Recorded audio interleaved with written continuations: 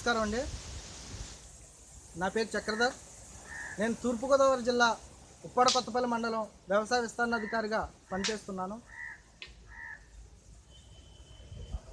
వ్యవసాయం తప్ప వేరే ఏ పని చేతకాక అధిక శాతంకు వడ్డీలు తెచ్చి రసాయన వ్యవసాయం చేసి నష్టపోయి ఆత్మహత్యలు చేసుకున్న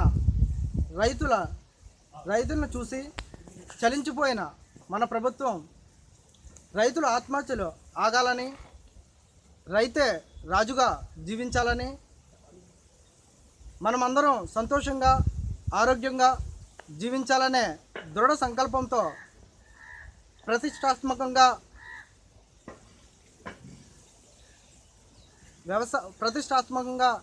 వ్యవసాయంలో కొత్త విధానాలని తీసుకొచ్చింది.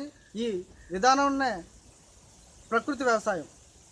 ఈ ప్రకృతి వ్యవసాయంలో ముఖ్యంగా కషాయాలు చాలా ముఖ్య పాత్రను వహిస్తాయి.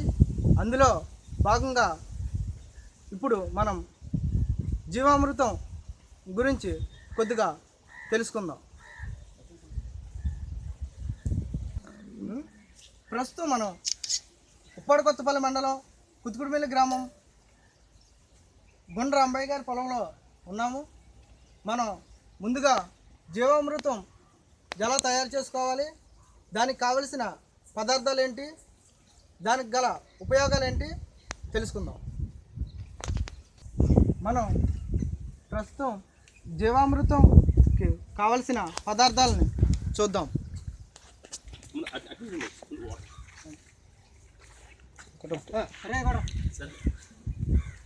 సార్ ఓకేనా?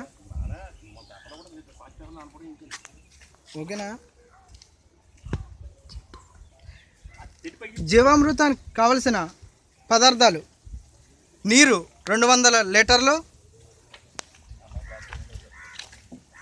దేశవాళీ ఆవు పేడ 10 కేజీలు, దేశవాళీ ఆవు మూత్రం 5 నుంచి 10 లీటర్లు,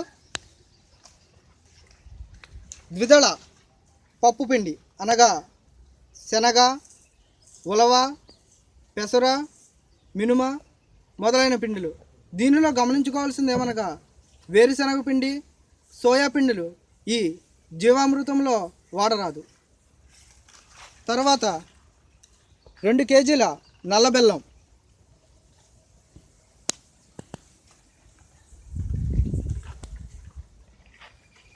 గుప్పెడు పుట్టమన్ను,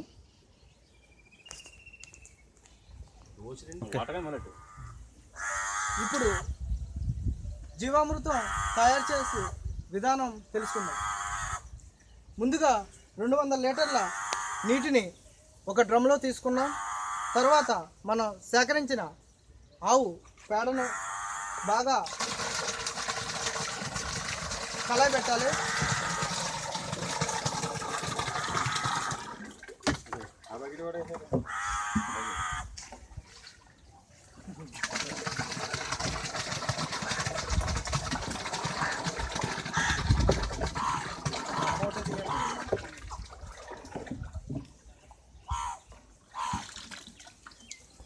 ఈ ఆవు పేడను కలయబెట్టిన తర్వాత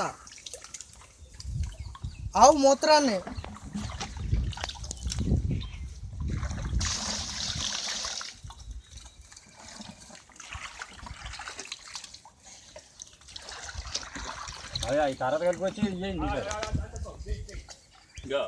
ఆవు మూత్రం కలయబెట్టాలి.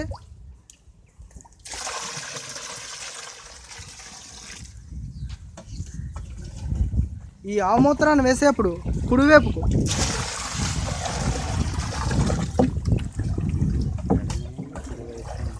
ఎడమ నుండి కుడివైపుకు తిప్పుతూ ఉండాలి. తరువాత మనం తీసుకున్న నల్ల బెల్లాన్ని వేసి బాగా కలియబెట్టాలి.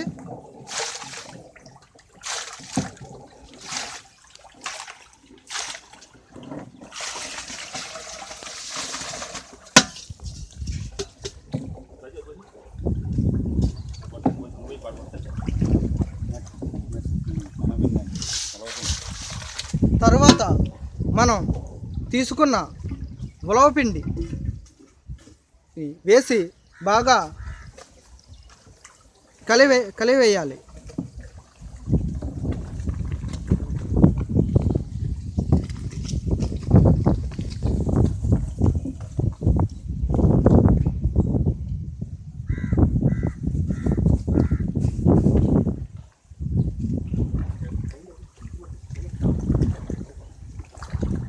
చివరగా మనం తీసుకున్న పుట్టమన్నును కూడా ఈ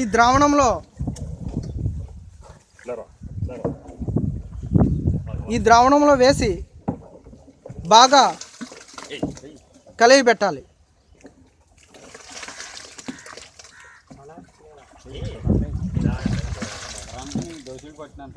ఇప్పుడు మనం తీసుకున్న పదార్థాలన్నీ బాగా కలిగి పెట్టాలి. ఇలా కలిగిపెట్టిన జీవామృతాన్ని 2 రోజులు నీడన ఉంచాలి.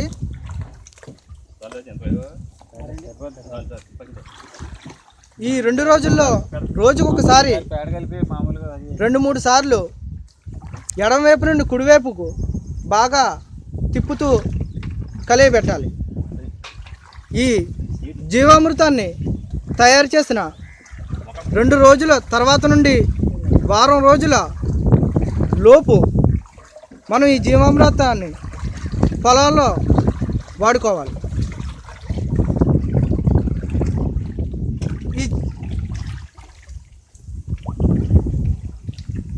ఇప్పుడు మనం చెప్పిన ఈ పదార్థాలన్నీ కూడా 1 ఎకరా పొలానికి మాత్రమే సరిపోతాయి.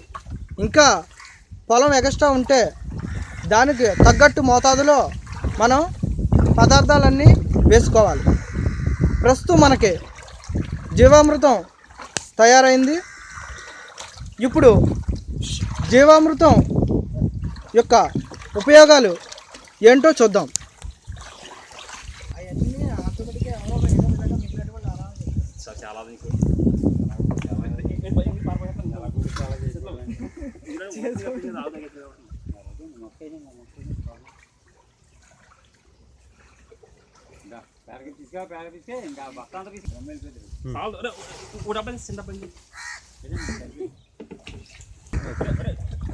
ఇప్పుడు ఈ జీవామృతం యొక్క ఉపయోగాలు గురించి తెలుసుకుందాం. ఈ జీవామృతాన్ని నీటిలో కలిపి భూమికి అందించడం వల్ల భూమిలోని సూక్ష్మ రాశి సమృద్ధిగా వృద్ధి చెందుతుంది. ఇలా జీవరాశి పెరగడం వల్ల భూమి ఆరోగ్యంగా తయారవుతుంది. ఇలా ఆరోగ్యంగా తయారైన భూమి మన పంటకు కావలసిన సకల పోషకాలను అందిస్తుంది. ఇలా సకల పోషకాలను ఈ జీవామృతం అందించడం వల్ల మనం ఎటువంటి ఎరువులు వేయకపోయినా అధిక దిగుబడి, ఆరోగ్యవంతమైన దిగుబడి, నాణ్యత గల పంటను మనం పొందవచ్చును. దీనిలో ఈ జీవామృతం నేలపై వేసినప్పుడు నీటిలో కిరోసిన్ ఎలాగైతే త్వరగా వ్యాప్తి చెందుతుందో ఈ జీవామృతం కూడా నేల మీద వేసినప్పుడు అదే విధంగా అంతే త్వరగా వ్యాప్తి చెంది పొలాన్ని అంతటికీ సమృద్ధిగా ఉపయోగపడుతుంది. ఈ కార్యక్రమాన్ని ఇంతగా ప్రోత్సహించినందుకు మా ఏడీఏ పద్మశ్రీ గారికి, అలాగే ఏవో జోగిరాజు గారికి, అలాగే ఈ కార్యక్రమానికి సహకరించిన గుండ్ర అంబయ్య గారికి, అలాగే మా ఎంపీఓస్ గౌతమ్, జగదీశ్వరి, సూరిబాబు, అలాగే మా ఆత్మ ఏటీఎం ఈశ్వర్కి అందరికీ కృతజ్ఞతలు.